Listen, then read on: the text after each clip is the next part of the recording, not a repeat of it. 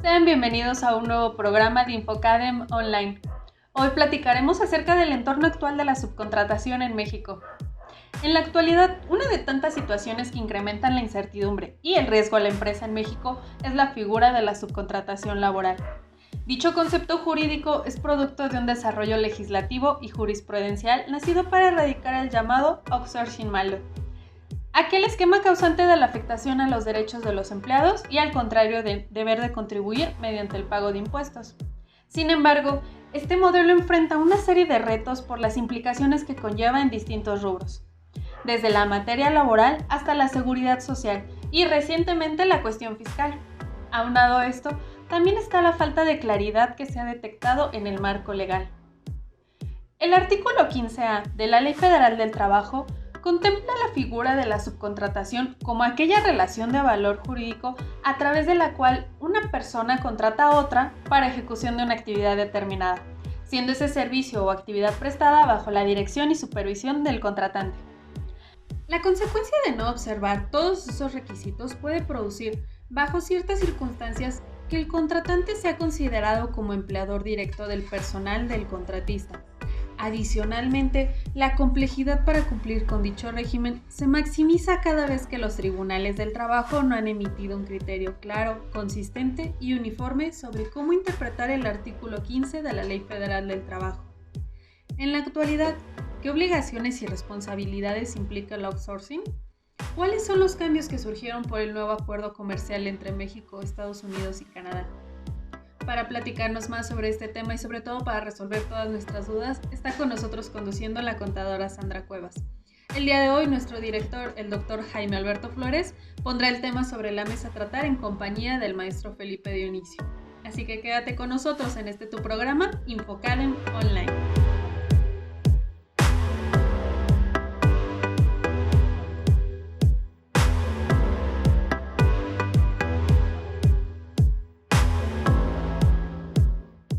Bienvenidos a su programa Infocadem Online. Hoy hicimos un cambio. Vamos a entrevistar al doctor Jaime Flores. Quédense con nosotros. Vamos a ver un tema muy interesante referente a la subcontratación en el entorno actual en México.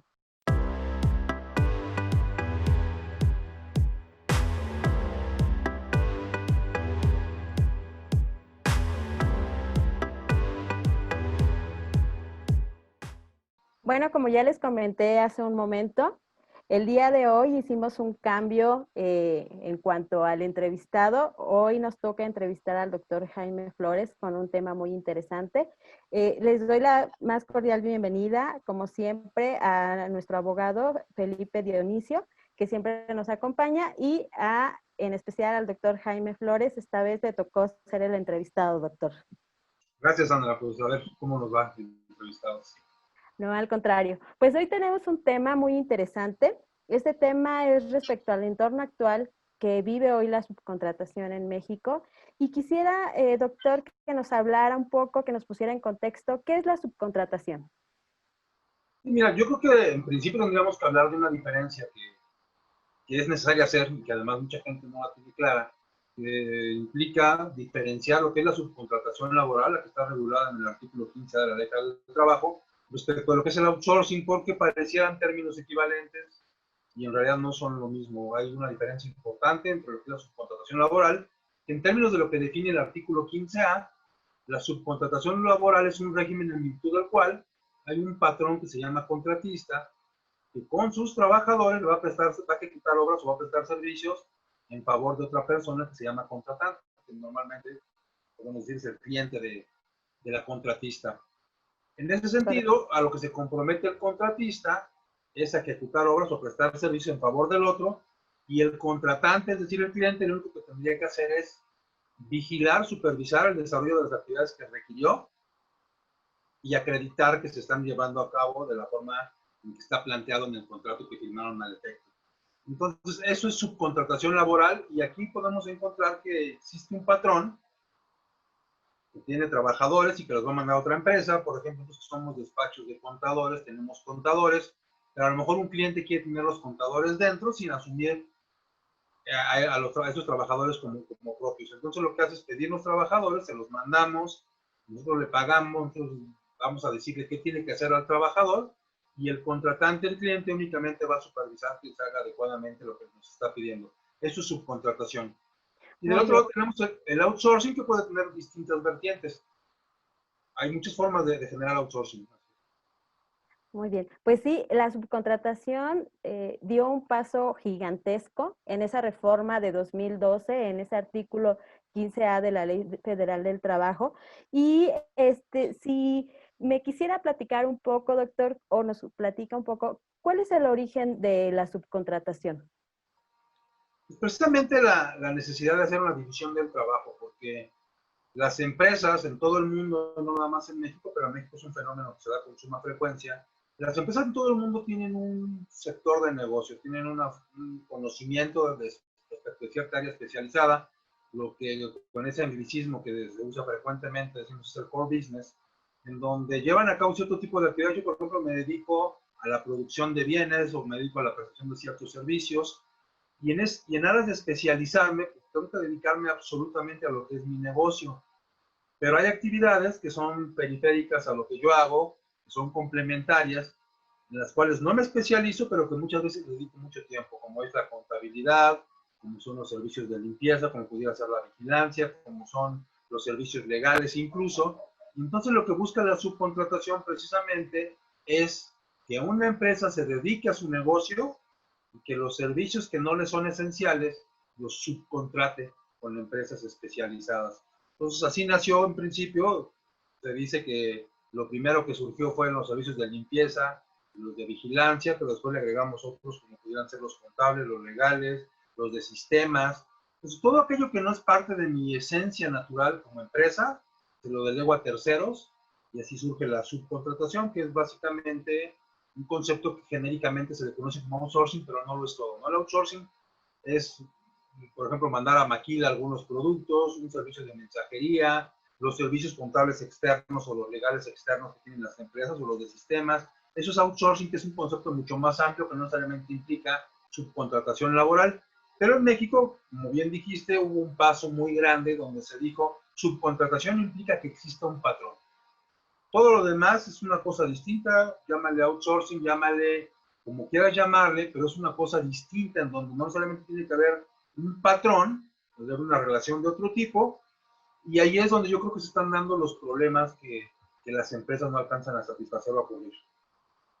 Así es, doctor, porque además le presumo al público, usted ha escrito libros al respecto. De hecho, en uno de ellos menciona que subcontratar es una solución, no un problema, ¿no? Y hoy el empresario puede ver a la subcontratación, mal llamada outsourcing, como un problema, como un delito, como algo malo, y la realidad no es así, ¿no? Porque ya dejó muy claro que no es lo mismo subcontratación que se encuentra reconocida en la Ley Federal del Trabajo a llamar outsourcing, y creo que desde ahí se nota el desconocimiento de este tema cuando los políticos empiezan a mencionar outsourcing y prácticamente la subcontratación, incluso la tercerización, la meten dentro del mismo paquete, y de entrada no debería de ser así, ¿no? ¿Cuándo nace este concepto, doctor? Bueno, hay distintos antecedentes, ¿no? La subcontratación se da en Inglaterra en los años 60 del siglo pasado, pero también en Estados Unidos en los 60, 70, 80. O sea, el concepto empieza a despuntar en distintas partes del mundo en distintos momentos, pero en México se dice tiene casi 30 años de estar operando, de estar haciendo conceptos en este sentido. Y la regulación que se da, ya no se da una denominación como subcontratación y se le quita ese anglicismo de outsourcing. Bueno, se le quita parcialmente, digo, en términos legales. Es en 2012, que bien mencionabas, cuando se hace la incorporación del concepto a la Ley Federal del Trabajo. Una modificación que fue importante, pero que creo que no se sigue sin entender, ¿no? Hay quien sigue diciendo, bueno, es que la subcontratación es lo mismo, pero disfrazado. Y yo creo que ahí hay ciertos visos de razón en la gente que lo afirma, porque hay mucha gente que llega a combinar los conceptos, que llega a poner un poco de subcontratación con un poco de esquemas que no son propiamente subcontratación, en donde le pagan una parte de la nómina que se dice coloquialmente por dentro, otra parte por fuera, empiezan a utilizar esquemas alternativos como los asimilados de salarios, como pagar con cooperativas, cómo pagar con sindicatos, con sociedades de responsabilidad limitada, una serie de conceptos que no son subcontratación, son simulaciones o equivalentes a la subcontratación, y ahí es donde yo creo que están los principales problemas. Se simula y se dejan de cumplir obligaciones. Ahí creo que ese es el problema. Pero la subcontratación nace en distintos tiempos, en distintos países, pero principalmente es un concepto que viene de esquemas anglosajones y después se adapta a cualquier parte del mundo, que hoy está así en todo el mundo y además como un concepto de suma importancia en muchos países. Muy bien, doctor. Pues quisiera dejar una pregunta abierta para el abogado Felipe. Desgraciadamente los tiempos son cortos y para que regresando de nuestro primer corte me haga favor de responder a ella. ¿Cuáles son las condiciones que fueron implementadas con esta reforma de 2012 para que en efecto la subcontratación se implementara de una forma adecuada? Si la quiere ir pensando, abogado, y hacemos nuestro primer corte y regresamos. No te vayas. En un momento regresamos a Infocadem Online.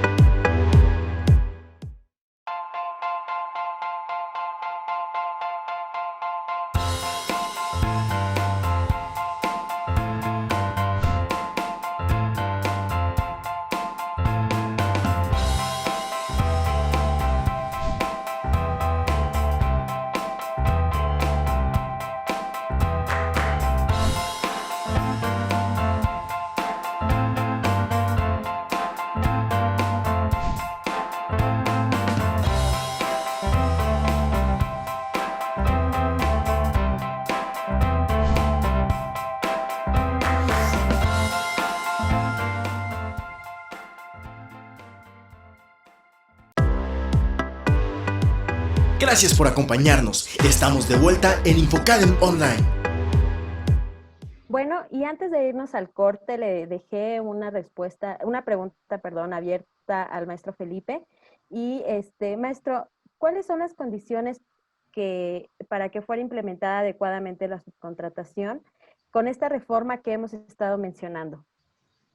Sí, así como nos comentaba el doctor, ya nos había hecho el énfasis de la subcontratación, de realmente lo que significaba, sus antecedentes. Y entonces, para la implementación, el artículo 15A de la Ley Federal del Trabajo nos refiere 3 supuestos por los cuales se debe considerar que está o que va a ser debidamente implementado. El primero de ellos es precisamente que la totalidad de las actividades no podrá abarcarse de forma total de aquellas que se llevan en el centro de trabajo. La segunda refiere precisamente a que debe tener ese carácter especializado.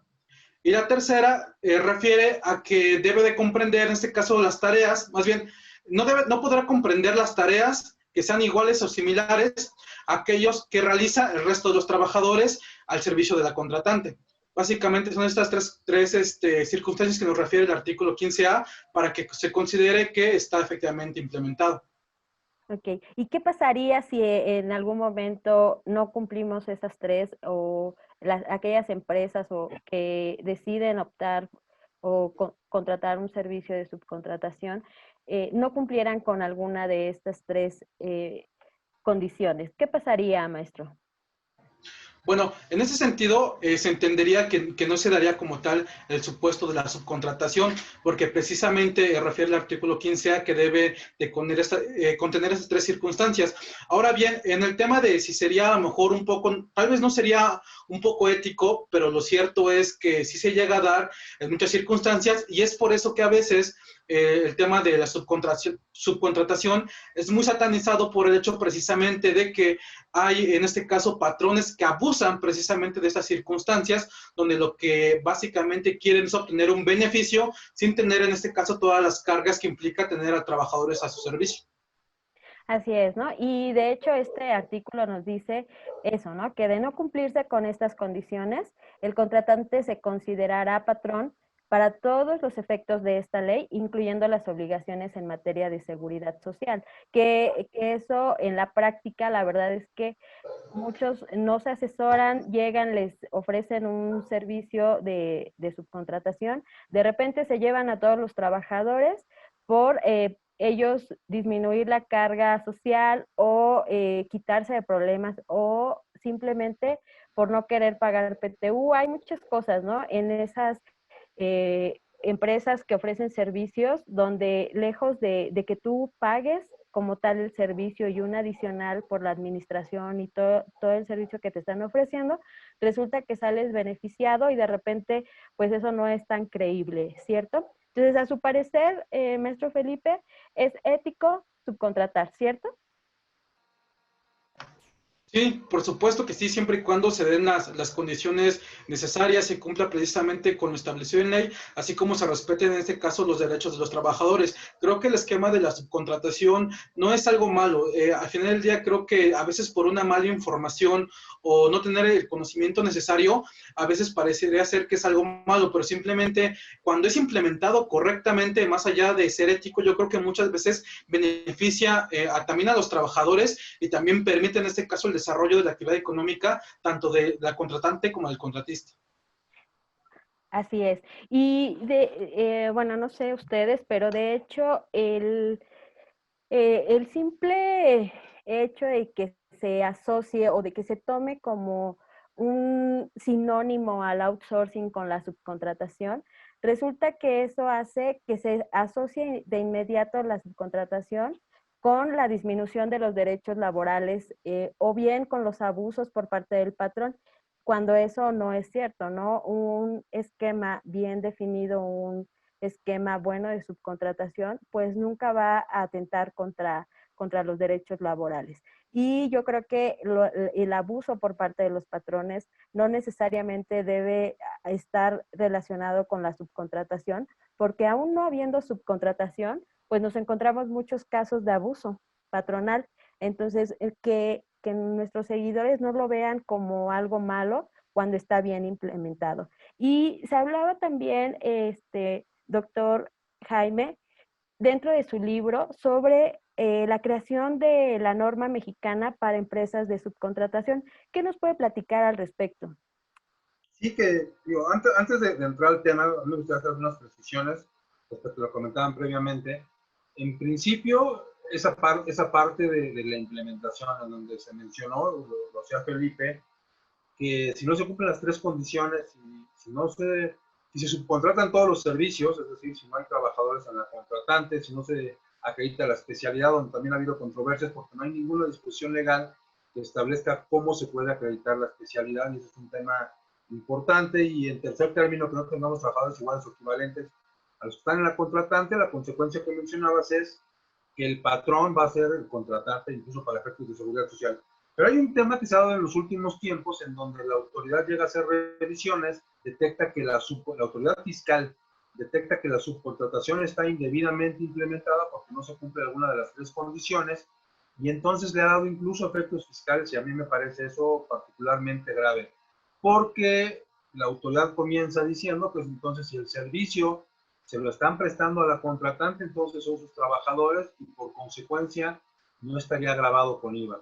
Y en algunas revisiones alrededor del país ha llegado a suscitar el hecho de que, ¿no?, pues esta subcontratación que parecía generar una relación laboral entre contratista y trabajador, se da finalmente con la contratante y entonces me evita la posibilidad de acreditar el IVA correspondiente. Ha habido muchos juicios, ha habido muchas revisiones que han dado este resultado, y bueno, pues finalmente le generan un problema al que implementó indebidamente la subcontratación. Entonces, coincido totalmente con esa parte que mencionabas.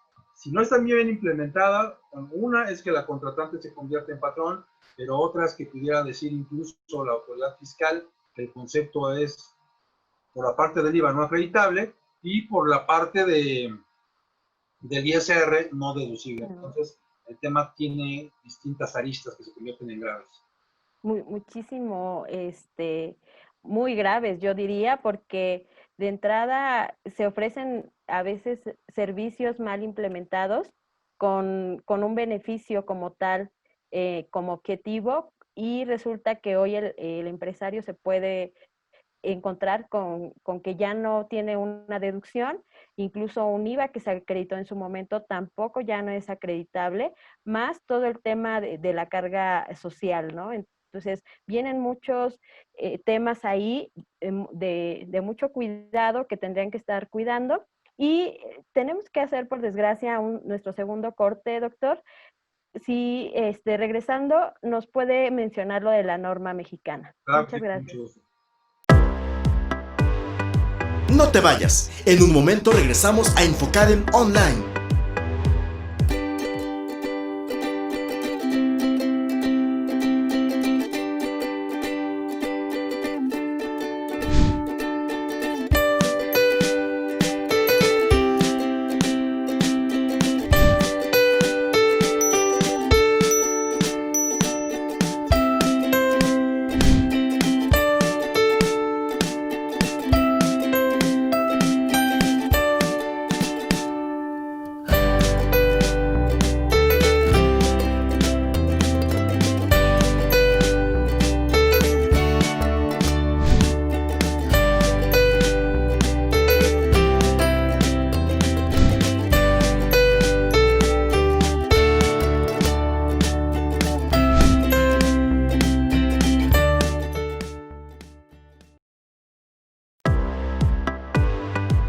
Gracias por acompañarnos. Estamos de vuelta en Infocadem Online.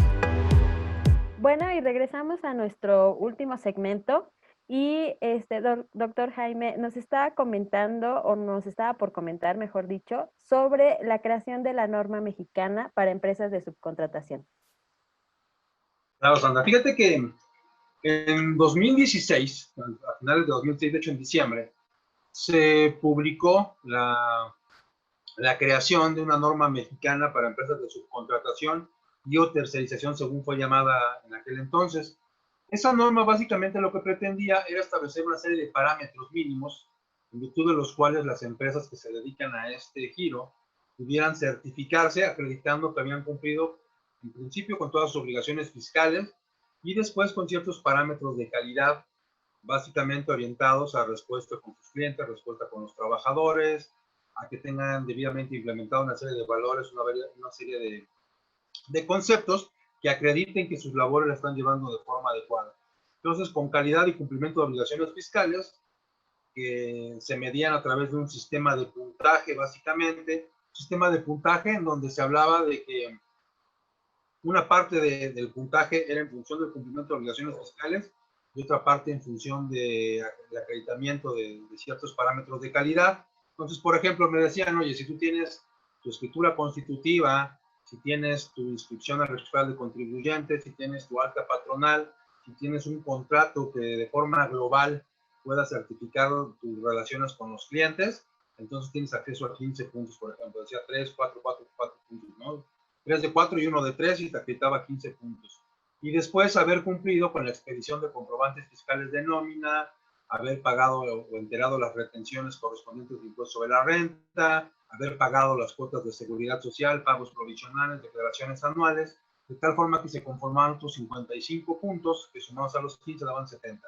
Y estos eran obligatorios, y entonces quien se quisiera certificar tendría que haber cumplido con estos 70 puntos de cumplimiento de obligaciones fiscales y 50 puntos de calidad.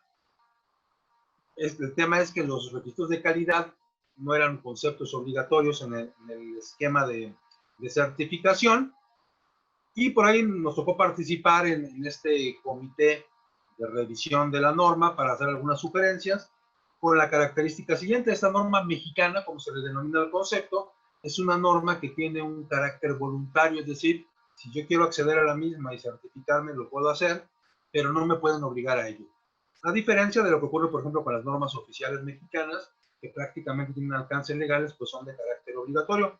Pero la que se propone o que se propuso en aquel entonces era una norma de carácter voluntario. En 2017, después de algunas reuniones para revisar la norma, se suspendió de tajo el procedimiento de revisión, ya no se avanzó, aunque para este año nuevamente se manifestó como uno de los pendientes de las normas de la Secretaría de Economía, pero no se ha hecho nada, no se ha avanzado en el dictamen de la norma, no tenemos nada. Sin embargo, hay que decirlo también, ha habido varios intentos de reforma, particularmente el artículo 15C de la Ley Federal del Trabajo, que también habla de subcontratación, en donde incluso se propone que la norma no sea una norma mexicana, sino una norma oficial mexicana. ¿Qué tendría esto como consecuencia? Se ha propuesto que venga de la mano con un registro nacional para empresas de subcontratación. De hecho, es parte de las reformas para 2020, para 2019, perdón, que venga acompañado de un registro nacional de empresas de subcontratación y que además se tenga que cumplir con esta norma. Entonces, bueno, parece que la norma va a caminar, cada año decimos lo mismo, entonces, bueno, no tenemos esa certeza, pero sería importante que existiera porque acreditaría que las empresas que se dedican a esto lo hacen en términos de la legislación laboral, lo cual no evitaría que en esos esquemas periféricos o esquemas agresivos de sustitución patronal se pudieran dar esquemas que se confundan con el outsourcing y que generen malas prácticas. Pero por lo menos la parte laboral, que se certifique en esta norma, con esa certeza que está contratando con una empresa que está al amparo de lo que dice la ley. Así es, doctor. Y coincido completamente con usted. Ese es el camino: regular, verificar, implementar medidas que hagan viable el ejercicio de este concepto sin que existan empresas que abusen de él, ¿no? Y se habla también mucho de los esquemas agresivos de sustitución patronal cuando hablamos de subcontratación o el mal llamado outsourcing. ¿A qué se refiere este tema, doctor? Sí, hablar de esquemas agresivos de sustitución patronal nos remite a un oficio que es un criterio interno del SAT para ejercer facultades de comprobación, porque en aquel entonces decían que en México fundamentalmente había dos esquemas agresivos de evasión fiscal, que eran el outsourcing agresivo, así le denominan, y la famosa venta de facturas o emisión de comprobantes fiscales que amparan operaciones inexistentes o simuladas. En uso de este tipo de conceptos, precisamente, es que se le paga a los trabajadores, en ese momento se disfrazan de otra cosa o se generan simulaciones. Una empresa paga servicios, por ejemplo, y después le pagan a los trabajadores con algún esquema alterno, como pueden ser asimilados, como pueden ser sindicatos, como pueden ser sociedades responsable limitada, como pudieran ser cooperativas incluso, y se simulan relaciones laborales que en la realidad no lo son. Entonces, por eso yo hago mucho énfasis en esta parte. Una cosa es el outsourcing agresivo, el que utiliza figuras alternas para simular relaciones laborales, es decir, para ponerlo en términos coloquiales, los que disfrazan a trabajadores de otra cosa, y un concepto distinto es la subcontratación laboral, porque ahí efectivamente existe un patrón, y ese patrón tendría que responder por obligaciones laborales y de seguridad social.